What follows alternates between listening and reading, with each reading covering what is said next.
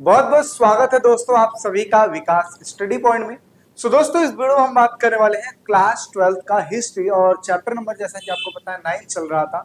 ठीक है, कई जगहों पे इसको चैप्टर नंबर 10 के नाम से जाना जाता है, कई जगहों पे इसको 9 के नाम से जाना जाता है। ठीक है, तो चलिए अब करने जा रहे हैं इसका पार्ट 2। और आगे जो चीज हम समझते आ रहे थे कि आखिर किस तरीके से जमींदारों से फिक्स टैक्स अंग्रेज लिया करते थे और जो जमींदार है वो किसानों से टैक्स लिया करते थे। ठीक है, इसके बाद का क्या क्या सीन हुआ उसके बारे में हम समझने वाले हैं। तो चलिए देखते हैं। सबसे पहली चीज कि यहाँ पर अब उदय होता है पहाड़ी लोगों का। अच्छा, लास्ट हमने क्या टॉपिक किया था भाई?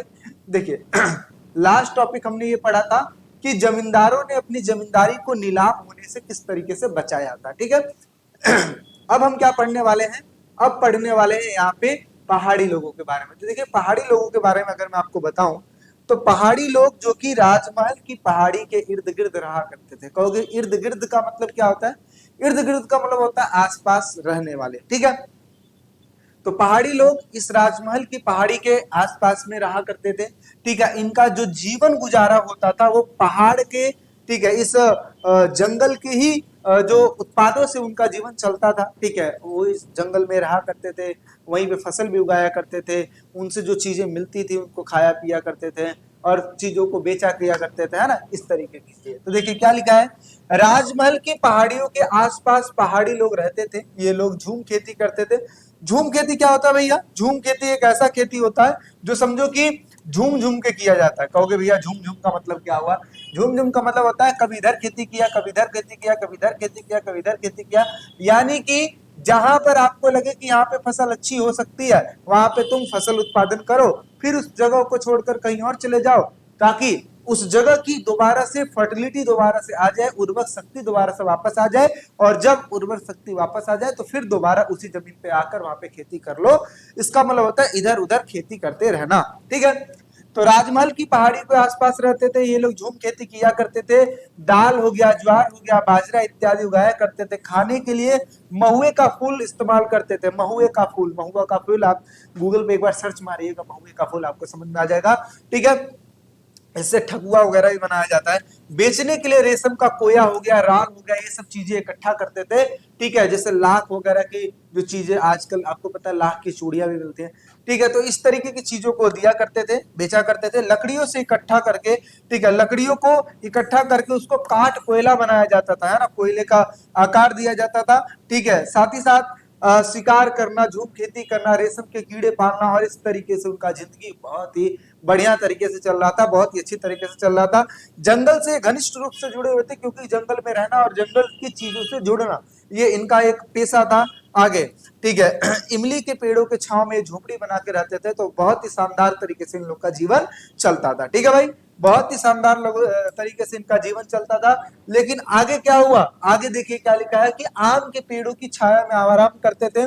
पूरे प्रदेश को अपनी भूमि मानते थे, यानी कि सारा जो जमीन है ये सब हमारी भूमि है ना, इस तरीके से मानते थे। ठीक है, मुखिया समूह में एकता बनाए रखने और झगड़ों को निपटाते थे। यानी कि एक तरीके से जो वहां पे मुखिया है ना, ठीक है, मुखिया का काम क्या होता था? जो समूह है, समूहों में एकता बनाए रखना है और झगड़ों को निपटाने का काम किसका होता था? मुखिया का होता है। मुखिया कौन होता है भाई? मुखिया को आप कह सकते हो एक तरीके से लीडर। एक तरीके से क्या हो गया? लीडर। आकार या फिर जरूरत के समय किसानों के इलाकों पर आक्रमण करते थे। यानी कि कई बार ऐसा होता था कि जब अकाल पड़ जाए, ठीक है, ऐसी स्थिति में जो पहाड़ी लोग थे ये दूसरे के कबीलों पर आक्रमण भी कर दिया करते थे। ठीक है, कभी कभी ये अपनी ताकत दिखाने के लिए आक्रमण करते थे कि भाई देखो मैं कितना पावरफुल, इस वजह से भी आक्रमण कर देते थे। ठीक है, जमींदार इन पहाड़ियों को मुखियाओं को रिश्वत देकर शांति खरीदते थे। मतलब क्या हुआ? जो जमींदार है, जमींदार पहाड़ी लोगों को, ठीक है, पहाड़ी लोगों के जो मुखिया होते थे इनको रिश्वत देते थे ताकि शांति खरीदा जा सके। देखिए एक बात समझिए, अब जैसे मान लेते हैं ये पहाड़ है, पहाड़ के पास से जाहिर सी बात है कहीं ना कहीं एक आध रोड तो जाएगा ही। तो जब वहां से रोड जाता था, वहां से व्यापारी वर्ग जाते थे, तो ये लूट लेते थे, है ना, पहाड़ी लोग लूट लेते थे। तो ऐसे में जो जमींदार थे उनको नुकसान हो जाता था। तो इस वजह से वो कहते थे कि भैया एक काम करते हैं कि आप लोगों को मैं थोड़ा पैसा दे देता हूं, अगर पैसे की चाहिए तो थोड़ा पैसा ले लो, लेकिन लेकिन ये शांति व्यवस्था बनाए रखना, बार बार लूटने वाला झंझट यहाँ पर ना हो। ठीक है, आगे, पहाड़ी लोग नियंत्रित रास्तों पर अनुमति लेने के लिए धन लेते थे और व्यापारियों की सुरक्षा पहाड़ी लोगों द्वारा उनको सुरक्षा दी जाती थी। क्यों दी जाती थी? क्योंकि भाई इसमें ये लोग पैसा लेते थे। ठीक है, चलिए अब हम थोड़ा सा और आगे बढ़ते हैं। अब देखिए पहाड़ी लोगों की समस्याएं शुरू हो गई। अभी तक तो जिंदगी देखिए सुख के बाद दुख आता है, इसी प्रकार से जिंदगी इनकी भी बहुत अच्छी चल रही थी, लेकिन आगे चल के एक दिक्कत सामने आती है। क्या दिक्कत सामने आती है? पहाड़ी लोगों की समस्या क्या है? 18वीं शताब्दी के अंत में जंगलों को साफ करके खेती की जमीन बढ़ाई गई, यानी कि जंगलों को धीरे धीरे साफ किया जाने लगा था। उस एरिया को साफ किया जाने लगा था जहां पर पहाड़ी लोग रहते आ रहे थे। ठीक है, वहां पे जमीनें धीरे धीरे बढ़ाई जाने लगी ताकि वहां पे प्रोडक्शन हो पाए, है ना। आगे जमींदारों तथा अंग्रेजों ने स्थायी कृषि करना शुरू कर दिया और इसकी वजह से धीरे धीरे धीरे धीरे जो राजस्व है बढ़ने लगा। अंग्रेज जंगलों को उजाड़कर जंगलवासियों को असभ्य मानते थे। उनका मानना था कि जंगल में जो रहने वाले लोग हैं ना, ये असभ्य हैं, है ना, इनको रहने का कोई तौर तरीका नहीं है। इसलिए जो अंग्रेज है उनको वहां से भगाना चाहते थे। ठीक है, और उनको कहते थे कि भाई देखो यहाँ पर वही व्यक्ति रह सकता है जो कि यहाँ पे स्थायी खेती करे, मतलब फिक्स होके यहाँ पे खेती करना है, वही व्यक्ति यहाँ पे रह सकता है, हर कोई नहीं रह सकता। अच्छा, इससे जंगल तथा वहां के जो चारागाह थे धीरे धीरे घटने लगे थे, जिसकी वजह से पहाड़ी लोग अधिक गांव पर हमला करने लगे थे और अनाजों को लूटपाट करने लगे थे। ये देखिए स्टार्टिंग में जो पहाड़ी लोग दूसरे दूसरे समूहों पर आक्रमण क्यों करते थे? अकाल की स्थिति में। लेकिन जब ऐसी स्थिति आ गई और जब अंग्रेज वहां से उनको भगाने लगे तो ऐसे में वो बार बार क्या करने लगे थे? आक्रमण करने लगते थे और पशुओं को लूट लेते थे। 1770 के दशक में अंग्रेजों ने कई कड़ाई नीतियां डाली यहाँ पे, यानी कि बहुत कड़ाई बरती, मतलब कड़े नियम लागू किए। ठीक है, पहाड़ी लोगों का शिकार भी करना शुरू किया, मतलब क्या, मारना शुरू कर दिया। ठीक है, आगे 1780 में भागलपुर के कलेक्टरों ने शांति स्थापना नीति बनाई। ठीक है, जिसके तहत ये कहा गया कि मुखियाओं को वार्षिक भत्ता दिया जाएगा। इनके जो मुखिया होंगे, पहाड़ी लोगों के जो मुखिया होंगे, इनको वार्षिक भत्ता दिया जाएगा, साल भर का एक भत्ता दे दिया जाएगा। ठीक है, आप इस तरीके का जो लड़ाई झगड़ा है, जो लूट मार जो कर रहे हो, ये चीज मत करो, है ना, पहाड़ी लोगों के लिए कहा गया। बदले में वे अपने समुदाय को अनुशासित में रखेंगे, यानी कि पहाड़ी लोग जो है, ठीक है, पहाड़ी लोगों के मुखियाओं को वार्षिक भत्ता दिया जाएगा। वो इसलिए दिया जाएगा ताकि ये सारे पहाड़ी लोगों को अनुशासन में, यानी कि डिसिप्लिन में रख सके। कई पहाड़ी लोगों ने भत्ता लेने से इनकार कर दिया कि हमें चाहिए नहीं ऐसा भत्ता, क्यों, हमारे साथ बुरा जुल्म कर रहे हैं, और उसके साथ अगर मैं अगर भत्ता ले लूंगा तो जाहिर सी बात है बाकी के लोग क्या करेंगे, है ना, उनको भी तो रहना है। तो ऐसे में अच्छा इनकार कर दिया। अच्छा, कुछ ने स्वीकार किया तो उनको समुदाय से बाहर भेज दिया गया। भाई देखो तुमने भत्ता नहीं लिया, बहुत बढ़िया, अगर तुमने भत्ता लिया है तो तुमको यहीं से भगा देंगे हम। तो जो मुखिया ऐसे होते थे जो कि भत्ता लेते थे, उनको वहां से भगा दिया जाता था। ठीक है, आगे इसी दौरान एक और नया खतरा सामने आया, और ये सबसे बड़ा खतरा था। वो क्या खतरा था? संथाल लोगों का आगमन। कहोगे भैया संथाल लोगों का आगमन मतलब क्या हुआ? यानी कि एक ऐसा समूह आ गया जो कि जिसकी वजह से जो पहाड़ी लोग थे, इनको पहाड़ के और अंदर जाना पड़ गया। इट मीन समझे, जैसे ये पहाड़ है ना, ये सपोज करो ये पहाड़ है, तो पहाड़ में सबसे नीचे खेती होती थी, और धीरे धीरे जब यहाँ पे कोई दूसरा वर्ग आ गया, इट मीन संथाल आ गए, तो जो पहाड़ी लोग हैं धीरे धीरे धीरे धीरे इनको ऊपर भेजा जाने लगा। मतलब इतना ऊपर नहीं मत समझिएगा, ठीक है, यहाँ तक भेजे जाने लगा, और नीचे जो है ये खेती की जाने लगी, किसके द्वारा? संथालों के द्वारा। अब हम पढ़ने जा रहे हैं कि आखिर जो संथाल थे वो कौन थे। ठीक है, तो देखिए संथाल कौन थे। जब अंग्रेजों को लगा कि भाई देखो ये पहाड़ी लोग यहाँ पे स्थायी खेती नहीं करेंगे, ये खामखा इस तरीके की चीजें कर रहे हैं, तो एक काम करते हैं, हम ऐसे वर्ग को यहाँ पे बुलाते हैं जो यहाँ पे रहे भी, यहाँ पे काम भी करें, काम करने के बाद जो फसल हो उसमें से मुझे टैक्स दे सके। क्योंकि अंग्रेजों को क्या था, अंग्रेजों को यहाँ पे काम करवाना था और ज्यादा से ज्यादा मुनाफा कमाना था, ज्यादा से ज्यादा टैक्स कमाना था। तो यही चीज है। तो जो संथाल लोग हैं, 1780 के दशक में संथाल लोग बंगाल में आने लगे थे। जमींदार उन्हें जंगल साफ करने और खेती के विस्तार करने के लिए भाड़े पे रखते थे। यानी कि जो जमींदार है, इन संथालों को स्टार्टिंग में भाड़े पे रखते थे ताकि जंगलों को साफ कर सके, वहां पे खेती बाड़ी कर सके। ठीक है, आगे क्या हुआ? अंग्रेज अधिकारी ने उन्हें वन महलों में बसने का न्योता दिया। यानी कि इन्होंने कहा कि भाई चलो आप लोग सिर्फ दिहाड़ी पे मत आओ, आप सिंपल सी बात है कि पैसा दे के आपको बुलाया जा रहा है, एक काम करते हैं ऐसा मत करो, आप पूरा का पूरा आए जाओ, यहीं पे बस जाओ, और बसने के बाद यहाँ पे खेती करो, खेती करने के बाद जो टैक्स वैक्स होगा ये चीज दे देना मुझे। ठीक है, तो यानी कि अंग्रेज अधिकारियों ने उन्हें वन में बसने का एक न्योता दिया। पहाड़ी लोग स्थानीय खेती में रुचि नहीं लेते थे। ठीक है, यानी कि जो पहाड़ी लोग रहने वाले थे, पहले जो रहते थे, ये लोग स्थायी खेती में रुचि नहीं लेते थे, उपद्रवी थे। उपद्रवी का मतलब क्या होता है कि लूट मार करने वाले थे। लेकिन अगर देखा जाए पहाड़ी लोगों की तुलना में, तो ये संथाल लोग थे, ये बहुत ही अच्छे थे। ठीक है, ये आदर्श बासिंदे थे, बहुत ही प्यार से रहते थे, कोई दिक्कत वाली बात इसमें नहीं थी। संथालों को जमीन देकर राजमहल की तलहटी में बसा दिया गया था। 1832 तक एक बहुत बड़ा क्षेत्र दामी नीको के रूप में आया। अब कहोगे भैया दामी नीको क्या है?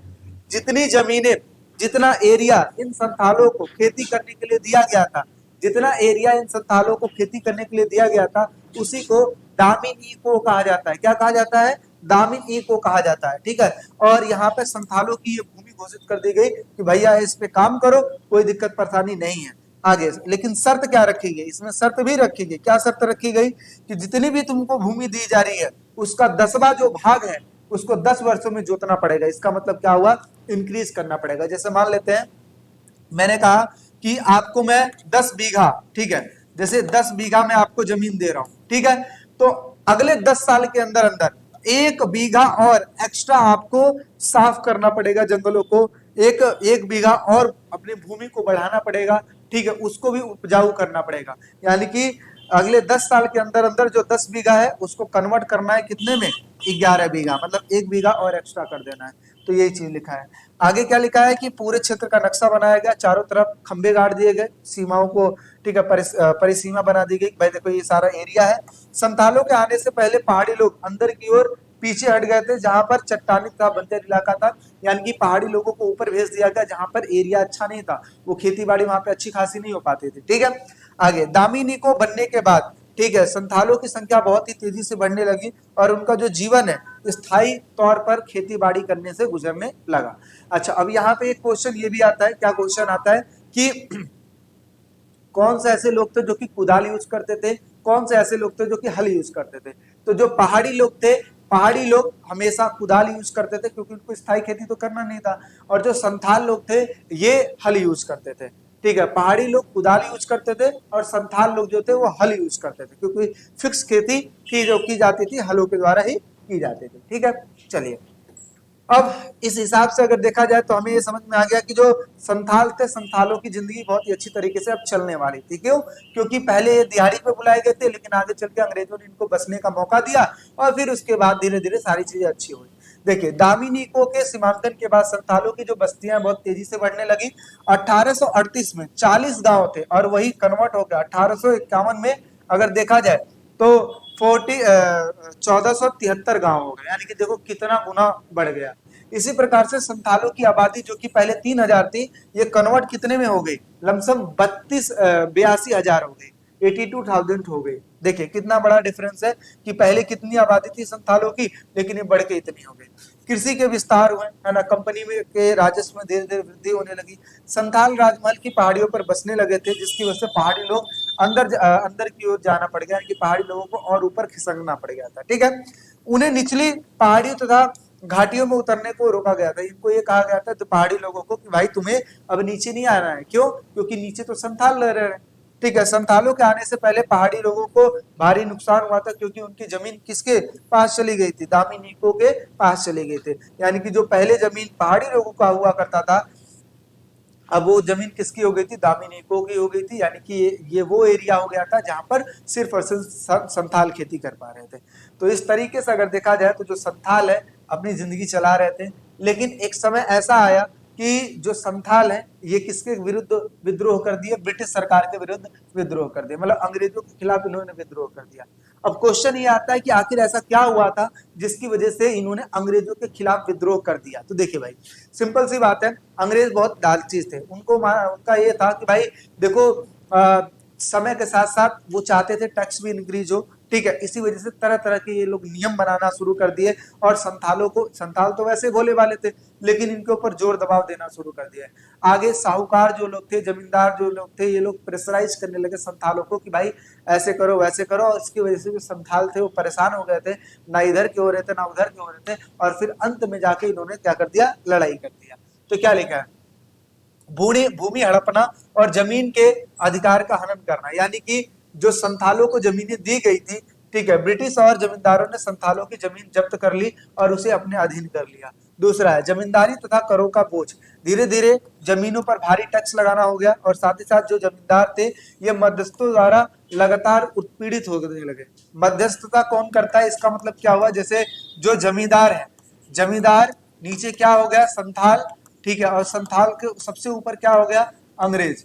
तो यहाँ पर जो मध्यस्थता करने वाले ये है ना, तालुकदार हो गए, जमींदार हो गए, तो ये ऐसे लोग थे जो प्रेशराइज करने लगे थे किसको, बार बार संथालों को, ठीक है, जिसकी वजह से इनका उत्पीड़न होने लगा था, ठीक है, एक तरीके से बोल सकते हो शोषण होने लगा था, एक्सप्लॉइटेशन होने लगा था, सामाजिक तथा आर्थिक अत्याचार। ब्रिटिश और जमींदारों ने संथालों को मजदूरों तथा भाड़ों पर काम करने वाले के रूप में देखा था। इनको, इनका मानना यह था, जो ब्रिटिशर्स थे यानी कि अंग्रेज और जो जमींदार है, ये संथालों को ऐसा मानते थे कि भाई ये तो भाई मशीन है, समझो कि इनको कर दे दिया काम तो करना ही है, एक तरीके से मजदूरी करनी है इनको, ठीक है, ऐसा समझते थे। तो क्या लिखा है कि मजदूर तथा भाड़े पर काम करने वाले के रूप में मानते थे। उनकी स्वतंत्रता, जीवन शैली और परंपरागत अधिकारों का हनन होता गया, यानी कि इनको कोई भी इज्जत, कोई भी वैल्यू नहीं देते थे, ठीक है। अगला क्या लिखा है, नियंत्रण तथा अधिकार को खोना, यानी कि संथालों को उनके जंगल तथा चारागाहों से हटा दिया गया, उनकी प्राकृतिक जो जीवन है, उनकी जो व्यवस्था है, सामुदायिक जो सत्ता है, इन सभी को नियंत्रण में कर लिया गया था। किसके द्वारा कर लिया गया था, अंग्रेजों के द्वारा कर लिया गया था, ठीक है। अच्छा, और क्या हुआ भाई, सामूहिक विरोध, आगे चल के क्या हुआ, सामूहिक विरोध हुआ, और इन सब कारणों से संथालों ने ब्रिटिश सरकार तथा जमींदारों के खिलाफ क्या कर दिया, एक तरीके से विद्रोह कर दिया, और इस तरीके से जो संथाल है ये ब्रिटिश सरकार के विरुद्ध विद्रोह करना शुरू कर दिए, ठीक है। चलिए, अब इसी के बाद अगर आप लोग देखेंगे इसी के बाद जैसे कि आप देख सकते हो इस तरीके से विद्रोह हुआ था, यहाँ पे आप देख सकते हैं इमेज में, और इस विद्रोह का जो लीडर कौन था, ये था, ठीक है, ये व्यक्ति था जिनका नाम था सीधू मांझी, सीधू मांझी इनका नाम था। चलिए आगे बात करते हैं दक्कन। अब देखिए यहाँ तो आपने पढ़ लिया, यहाँ तो आपने पढ़ लिया, लेकिन अब हम बात करते हैं कि दक्कन में रहतो, जो दक्कन है ना, दक्कन यानी कि बंबई, बंबई की जो रैयत है, रैयतों ने किस तरीके से ऋणदाताओं के प्रति क्रुद्ध क्यों हो गए। ऋणदाता कौन होते हैं, जो कि पैसा देते हैं, जैसे कि साहूकार हो गए, जो कि पैसा देने का काम करते हैं। अब देखिए, जो ऋणदाता थे, जो पैसा देने वाले थे उस समय, वो क्या करते थे, इनको पैसा दे देते थे, किसको, किसानों को। किसान अपना ठीक है पैसा लेके खेती बाड़ी करता था, लेकिन आगे चल के सपोज करो कभी ऐसा हो गया कि वो ब्याज का पैसा ना दे पाए अगर ऋणदाता को, तो ऋणदाता ब्याज पे ब्याज लगा देते थे, और कुछ इस तरीके से तिगड़म करते थे जिसकी वजह से उन्होंने किसानों की या रैयतों की बहुत सारी भूमि को अपने कब्जे में कर लिया था। और इसी बात से परेशान होकर जो दक्कन में किसानों ने क्या किया, बुलाया किसको, सारे साहूकारों के, सारे ऋणदाताओं को बुलाया कि आप लोग इकट्ठा होइए और वो सारे फरमान लेके आइए जिसपे सारी चीजें लिखी गई हैं। सारा दस्तावेज मंगाया गया और उसके बाद अचानक से हमला किया गया किसानों के द्वारा, और जो रैयत थे उन्होंने हमला किया, और हमला करने के बाद वो सबको, जितनी भी चीजें थी, चिट्ठा था, सबको जला दिया गया, ऋणदाताओं के घरों को जला दिया गया, मारा गया, पीटा गया, और इस तरीके की चीजें हुई। तो दक्कन में इस तरीके का विद्रोह हुआ। तो देखिए क्या लिखा है, 1875 में महाराष्ट्र यानी कि दक्कन में ये विद्रोह हुआ था। क्यों हुआ था, क्योंकि उधारी और भारी ब्याज। पहली बात तो किसानों ने उधारी लिया और उसके ऊपर इन्होंने क्या किया, भारी से भारी ब्याज रखा। तो ऋणदाता यानी कि मुस्लिम जमींदार या फिर साहूकार, यानी कि उस समय चाहे वो मुस्लिम वर्ग हो, चाहे हिंदू वर्ग हो, चाहे इनमें जो जमींदार हो, चाहे साहूकार हो, ये जितने भी लोग थे, इन्होंने क्या किया, किसानों को पैसा दिया। पैसा देने के बाद उस पर जो ब्याज है ये ज्यादा से ज्यादा इन्होंने लगा दिया, ठीक है। आगे, कर्ज के जाल में फंसना।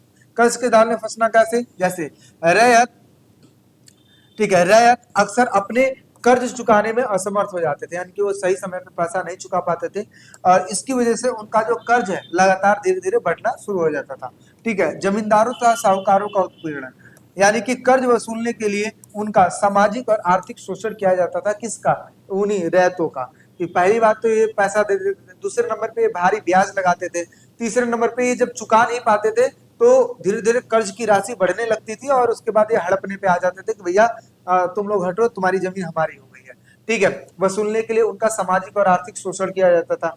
स्थायी गरीबी तथा जीवन यापन में कठिनाई, यानी कि भारी ब्याज की वजह से जो रियायत की जो जिंदगी है वो धीरे धीरे बद से बदतर होती जाती थी, यानी कि वो गरीबी और संकट में फंसने लगते थे।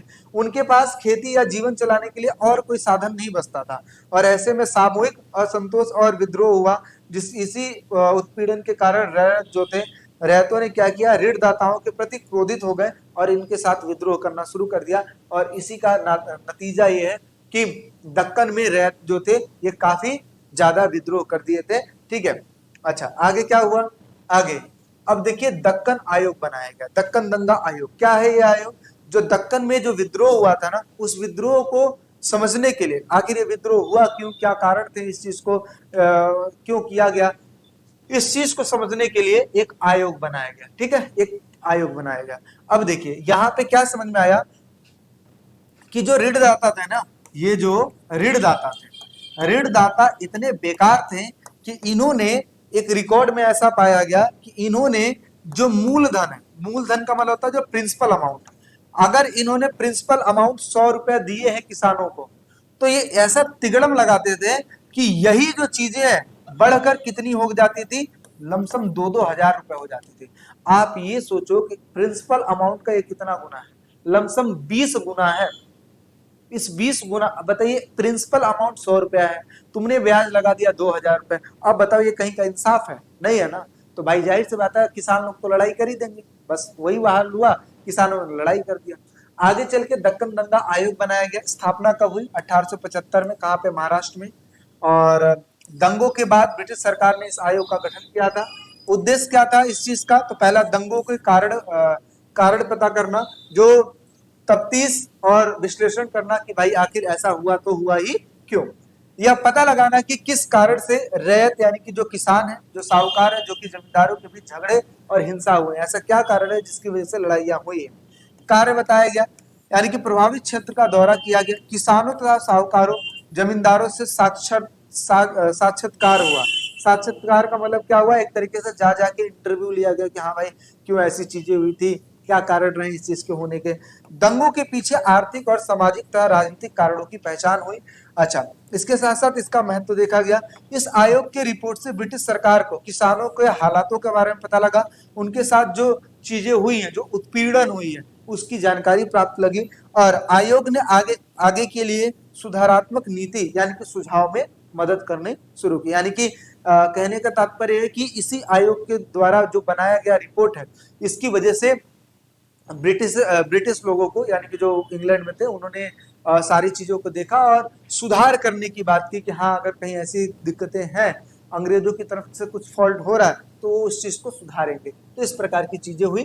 ठीक है, तो हमने स्थापना पढ़ लिया 1875 में, उद्देश्य हमने पढ़ लिया कि जो चीजें हुई थी उस चीज की जानकारी के लिए, कार्य हमने पढ़ लिया कि क्या क्या काम हुआ। ठीक है, इंटरव्यू वगैरह लिया गया और महत्व तो हमने समझ लिया।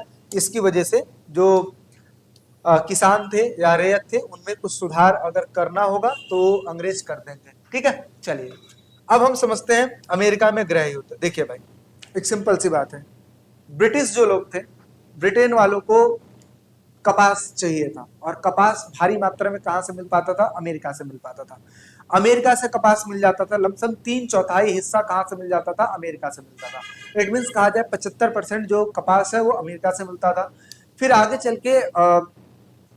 चल के जो अंग्रेज थे, उन्होंने दिमाग लगाया कि अगर मान लो कल की डेट में अगर कपास आना वहां से बंद हो गया, तो पूरा हम डिपेंड तो उन्हीं के ऊपर है। तो एक काम करते हैं, हम कंपनी स्थापित करते हैं और इसमें ये कहते हैं कि अन्य अन्य जो देश हैं, जैसे भारत हो गया, है ना, जैसे और भी जो देश है, वहां पर हम कपास उगवाएंगे और वहां से भी कपास लेना शुरू करेंगे। तो चलो सारी चीजें हो गई थी, कपास अमेरिका से भी आ रहा था, कपास भारत से भी आ रहा था। लेकिन आगे चल के अमेरिका में गृह युद्ध हो गया, दासों को लेकर वहां पे एक तरीके से गृह युद्ध हो गया। ऐसे में अमेरिका से कपास आना बंद हो गया। अब ब्रिटिशर्स ने क्या किया, दबाव देना शुरू किया भारत के किसानों के ऊपर कि भाई आप यहाँ पे कपास प्रोडक्शन करो। हालांकि भारत की जो जमीन थी वो कपास के लिए बहुत ही अच्छी थी, इसी वजह से वहां पर इन्होंने कपास उत्पादन करना शुरू कर दिया। अब ऐसे में किसानों के पास तो पैसे थे नहीं, तो इन्होंने ये जो थे ये ऋणदाताओं से पैसा लेना शुरू कर दिए। ऋणदाता ने स्टार्टिंग में पैसे देने शुरू कर दिए, ऋणदाता पैसा वैसा सब दे दिए, और देने के बाद वो कहते थे कोई बात नहीं, आपको पैसे की जरूरत है, पैसे दे देता हूँ, बाद में मुझे दे देना। ठीक है, सारी चीजें हो गई। आगे चल के क्या हुआ, प्रोडक्शन अच्छा हो गया। प्रोडक्शन होने के बाद फसल जो है वो ब्रिटिश के पास भेजने के लिए तैयार हुआ, और फिर उसके बाद पता लगता है अमेरिका का जो गृह युद्ध वो समाप्त हो गया। ऐसे में वहां पर भी प्रोडक्शन हो रखा है, भारत में भी प्रोडक्शन हो रखा है। अब ऐसे में देखा जाए तो जब फसल ज्यादा हो जाए और उसकी डिमांड कम हो जाए, तो ऐसे में उसका जो रेट है वो कम होने लगता है। फिर क्या हुआ, फिर कपास का रेट कम होने लगा, किसानों के द्वारा उत्पादित किया गया जो कपास है वो सस्ते रेट में खरीदा जाने लगा। अब ऐसे में जो बड़ा बड़ा जो लोन है वो लेकर, बड़ा बड़ा उधारी लेकर जो खेती किया गया था किसानों के द्वारा, वो भी समझो कि वो भी रिकवर नहीं हो पाया, और फिर किसान जूझते चले गए। और इसी सभी कारणों से वो जो दक्कन में दंगा हुआ ना, ये वही कारण है जिसकी वजह से दक्कन में दंगा हुआ है ना, ये सब कारण रह जाएंगे। तो देखिए क्या लिखा है, यानी कि अगर कहा जाए तो ये वाला जो टॉपिक है पहले पढ़ता, ऊपर वाला टॉपिक बाद में पढ़ता, तो यही चीज है। यानी कि ये भी एक तरीके से कारण है जिसकी वजह से दक्कन में दंगा हुआ था। तो अमेरिकी गृह युद्ध और भारत में कपास व्यापार का प्रभाव। तो अमेरिकी गृह युद्ध कब हुआ, 1861 से 65 में। अगर देखा जाए पहले ब्रिटेन की कपास का लमसम 3/4 जो हिस्सा अमेरिका से आता था। अमेरिका पर निर्भरता कम करने के लिए ब्रिटेन ने कपास आपूर्ति संघ बनाया, यानी कि 1857 में। मैनचेस्टर कॉटन कंपनी बनाया 1859 में, ठीक है, स्थापित की। तत्कालीन भारत जैसे देशों में कपास उत्पादन बढ़ाया जा सके, इसकी वजह से ये चीजें बनाई गई थी। भारत की जो भूमि है, भारत की जो जलवायु है, ये सस्ता श्रम जो है यहाँ पे उपलब्ध होता था, और इसकी वजह से वहां पे जो कपास है वो अच्छी खासी हो पाती थी, ठीक है। फिर क्या हुआ, अब देखिए इसका अच्छा प्रभाव क्या हुआ। अच्छा प्रभाव ये हुआ कि अमेरिकी गृह युद्ध शुरू हुआ, तो इसकी वजह से ब्रिटेन ने भारत से बड़े पैमाने पर कपास की मांग की।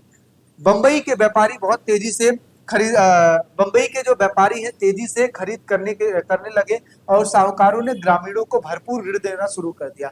दक्कन के रहतों को प्रति एकड़ के ऊपर अगर देखा जाए तो 100 रुपया मिलना शुरू हो गया, ठीक है। और इसकी वजह से हम समझ सकते हैं कि जो आसानी के साथ इनको कर्ज मिलना शुरू हो गया। नतीजा क्या निकला, नतीजा ये हुआ कि भारत से ब्रिटेन को लमसम देखा जाए 90% कपास का निर्यात होने लगा, यानी कि भारत जो है निर्यात करने लगा 90% की चीजें, ठीक है, कपास की।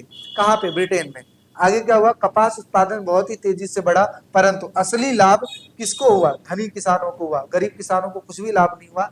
ऐसे में जो छोटे किसान थे वो कर्ज के बोझ में दब गए, और इसमें जोखिम में फंस गए। क्यों फंस गए, जब अमेरिका में गृह युद्ध खत्म हुआ, तो खत्म होने के बाद यहाँ पर कपास की मात्रा ऑलरेडी इतनी सारी हो गई थी, ठीक है, 90% यहीं से जाने लगा था। और पता लगता है अमेरिका में गृह युद्ध समाप्त है, तो अमेरिका से भी लेने लगे। और भारत में तो आपको पता ही है, जब ज्यादा प्रोडक्शन हो जाता है और इसकी डिमांड कम हो जाती है, तो ऑलरेडी इसका रेट कम होने लगा। फिर क्या हुआ, बुरा प्रभाव, युद्ध खत्म होते ही ब्रिटिश की जो अमेरिकी कपास जो थी वो फिर से उपलब्ध हो गई, इसलिए भारत कपास की मांग धीरे धीरे कम होनी शुरू हो गई।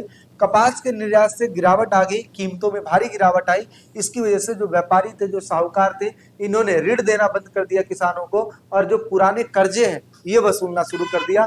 रैयतों पर पहले से ही इतना सारा कर्ज था, ये और कर्ज धीरे धीरे होने लगा। नतीजा क्या निकला, कपास की कीमतें गिरने लगी, ऋण मिलना बंद हो गया, राजस्व धीरे धीरे बढ़ना शुरू हो गया, क्योंकि अंग्रेजों को भी तो राजस्व देना था।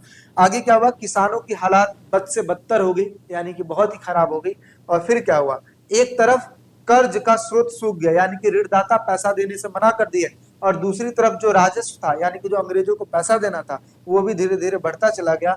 और इसकी वजह से बहुत ही ज्यादा नुकसान हुआ, खासकर किसको, छोटे किसानों को। और जो रैयत है ये धीरे धीरे धीरे धीरे कर्ज के जाल में फंसते चले गए। तो अमेरिकी गृह युद्ध की वजह से स्टार्टिंग में फायदा तो हुआ, लेकिन अमीर किसानों को ज्यादा हुआ। लेकिन आगे चल के जब अमेरिका का गृह युद्ध बंद होता है, तो ऐसे में जो जो किसान थे ये कर्ज की तरह डूबने चले गए, दबते चले गए। चलिए आगे समझते हैं पांचवी रिपोर्ट, और यही इस चीज का लास्ट टॉपिक होगा। तो देखिए पांचवी रिपोर्ट क्या है। पांचवी रिपोर्ट क्या है, एक तरीके से पांचवी बार बनाई गई जो रिपोर्ट होती है इसको पांचवी रिपोर्ट कहा जाता है। और ये रिपोर्ट बेसिकली ब्रिटिशर्स जो थे वो बनवाते थे कि भाई ईस्ट इंडिया कंपनी जो भारत में काम कर रही है वो किस तरीके से काम कर रही है, कितना टैक्स ले रही है, कितना टैक्स नहीं ले रही है, इसकी वजह से रिलेशन अंग्रेजों और किसानों के बीच में अच्छे हैं कि नहीं है, इन सभी चीजों के ऊपर बात कही गई है। तो देखिए पांचवी रिपोर्ट क्या थी। पांचवी रिपोर्ट ब्रिटिश संसद की एक तरीके से सेलेक्ट कमेटी द्वारा 1813 में प्रस्तुत की गई थी। यह रिपोर्ट ईस्ट इंडिया कंपनी, ठीक है, ईस्ट इंडिया कंपनी के भारत में शासन और राजस्व नीति और प्रशासन की जांच करने के लिए तैयार की गई थी, ठीक है। आगे इसके लिखने के कारण क्या है, भारत में ब्रिटिश अधिकारियों के भ्रष्टाचार तथा शोषण की शिकायतें इसमें लिखी गई थी। कंपनियों की राजस्व नीति लिखी गई थी, जैसे कि इन्होंने यहाँ पे स्थायी बंदोबस्त लागू कर दिया था और इसके क्या क्या परिणाम हुए, इन सभी चीजों की समीक्षा करने की बातें इसमें लिखी गई थी। ठीक है, आगे भारत में प्रशासनिक अव्यवस्था, यानी कि जो प्रशासन में जो अव्यवस्था थी, जो अच्छी चीजें नहीं चल पा रही थी, उसके वजह से ये रिपोर्ट लिखा गया था। आर्थिक संकट जो चीजें आई, इसकी वजह से जो रिपोर्ट लिखा गया था।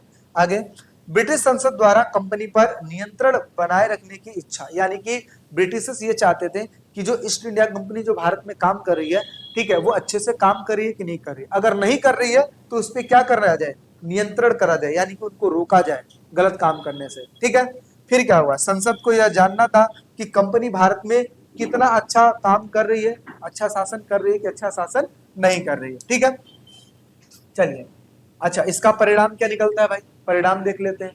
तो देखिए परिणाम क्या निकला, ईस्ट इंडिया कंपनी की नीतियों तथा अधिकारियों की कड़ी आलोचना की गई। अच्छा क्यों की गई, क्योंकि कहा जाता है कि ईस्ट इंडिया कंपनी अच्छे से काम नहीं कर रही थी। अच्छा एक चीज और आप समझिएगा कि हम पूरी तरीके से 5वीं रिपोर्ट पर हम बिलीव नहीं कर सकते। क्यों, क्योंकि ब्रिटिशर्स वहां से भेजे थे भारत में ईस्ट इंडिया कंपनी के काम काज को चेक करने के लिए। तो ऐसे में वो लोग जो थे ईस्ट इंडिया कंपनी के बारे में बहुत सी ऐसी चीजें जो कि नहीं भी थी, उसको भी उन्होंने लिख दिया। उनका मानना यह था कि यहाँ के जो जमींदार हैं वो ठीक है, ठीक है, लेकिन ईस्ट इंडिया कंपनी के जो अधिकारी हैं वो बेकार हैं। इसी वजह से ये सारी चीजें लिख दी गई। तो हम अगर एक शॉर्ट वे में अगर आप मेरे से पूछो कि 5वीं रिपोर्ट पे क्या हम बिलीव कर सकते हैं, तो बिल्कुल नहीं। क्यों, क्योंकि ये पक्षपात रहित नहीं है, यानी कि ये बिल्कुल सही तरीके से नहीं बनाई गई थी, ऐसा आप समझ सकते हैं। किसानों की इसमें दुर्दशा था, शोषण को उजागर किया गया था, ये तो बिल्कुल सही बात है, लेकिन इसमें जमींदारों की जो बातें थी ना वो गलत थोड़ी सी लिखी गई थी। अच्छा, स्थायी बंदोबस्त की खामियां, जैसे जो जमींदार थे ये अमीर बनते चले गए और किसान क्या बनते गए, गरीब बनते गए। ब्रिटिश संसद ने भारत के मामलों में सीधा हस्तक्षेप बढ़ाया, यानी कि उन्होंने कहा, अच्छा ये जो चीजें कहाँ पेश की गई थी, ये ब्रिटिश संसद में पेश की गई थी। 5वीं रिपोर्ट कहाँ पेश की गई थी, ब्रिटिश संसद में। अगर आपसे कोई पूछे कि इसमें कुल कितने पेज थे, तो आप बताओगे 1002 पेज थे इसमें, जिसमें से 800 से अधिक पेजों में ना किसके बारे में लिखा गया था, जमींदारों के बारे में लिखा गया था, यहाँ के तालुकदारों के बारे में, यहाँ के किसानों के बारे में, जो अर्जियां दी गई थी उसके बारे में लिखा गया था। तो ये सारी बातें लिखी गई थी। ठीक है, आगे प्रशासनिक सुधारों की दिशा में कदम उठाया गया था। ठीक है, और ये जो 5वीं रिपोर्ट है ब्रिटिश संसद में जब पेश की गई, तो बस उसमें धीरे धीरे करके जो कमियां थी उसको दूर किया गया और उस पर काम किया गया। अब महत्व की बात कर लेते हैं। भारत में ब्रिटिश नियंत्रण की नींव मजबूत हुई। यह रिपोर्ट औपनिवेशिक शासन का एक महत्वपूर्ण दस्तावेज बना। भारतीय कृषि के बारे में, राजस्व नीति के बारे में समझने का एक मुख्य स्रोत था और इतिहासकारों के लिए ईस्ट इंडिया कंपनी के शासन का एक साक्ष्य माना जाता था कि, यानी कि अगर देखा जाए ईस्ट इंडिया कंपनी किस तरीके से काम कर रही है, इन चीजों का एक तरीके से ये कहते हैं ना कि चिट्ठा है ना, साक्ष्य है। अच्छा, इससे ब्रिटिश सरकार ने कंपनी से सत्ता धीरे धीरे अपने हाथों में लेनी शुरू कर दी। यानी कि कहा जाए तो ब्रिटिश सरकार जो थी वो ईस्ट इंडिया कंपनी से धीरे धीरे धीरे धीरे जो सत्ता है अपने हाथों में लेनी शुरू कर दी। इसलिए शुरू कर दी क्योंकि ईस्ट इंडिया कंपनी अच्छे से काम नहीं कर रही थी। ये चीजें पता किसके द्वारा लगी, जो 5वीं रिपोर्ट है इसके द्वारा लगी। ठीक है, चलिए, अच्छा इसमें जमींदारों के बारे में क्या लिखा गया था, इसमें जमींदारों के बारे में लिखा गया था कि अंग्रेज जो है ना वो जमींदारों की जिम्मेदारी नीलाम कर देते थे, जमींदारों पर बहुत ज्यादा शोषण करते थे, इस प्रकार की चीजें भी लिखी गई थी। लेकिन क्या सही मायने में ऐसा था, जमींदारों को सारी जमींदारी नीलाम कर जाती थी? नहीं, क्योंकि हमने पढ़ा था कि जमींदार बहुत सारे तरीके लगाते थे जिसकी वजह से उनकी जमींदारी नीलाम नहीं हो पाती थी, दोबारा ये जमींदारी ले लेते थे अपने कब्जे में। ठीक है, तो इस तरीके से अगर देखा जाए तो आपका ये जो चैप्टर है ये कंप्लीट हो जाता है। तो थोड़ा सा लेंथी चैप्टर था, लेकिन इसको थोड़ा सा शॉर्ट वे में करके मैं बताने की कोशिश किया हूँ। ठीक है, तो बाकी अगर किसी भी चीज में कोई डाउट, दिक्कत, परेशानी हो तो जरूर कमेंट सेक्शन में कमेंट करें। और बेहतर पढ़ाई के लिए आप लोग विकास स्टडी पॉइंट का एप्लीकेशन जरूर डाउनलोड करें। नोट्स अगर आप लोग को चाहिए तो डिस्क्रिप्शन में मेरा नंबर भी है और एप्लीकेशन का लिंक भी है, आप उस पर क्लिक करके आप नोट्स डाउनलोड भी कर सकते हैं, एप्लीकेशन को डाउनलोड कर सकते हैं। ठीक है, चलिए फिर मिलते हैं नेक्स्ट वीडियो में। अभी के लिए टेक केयर, बाय बाय।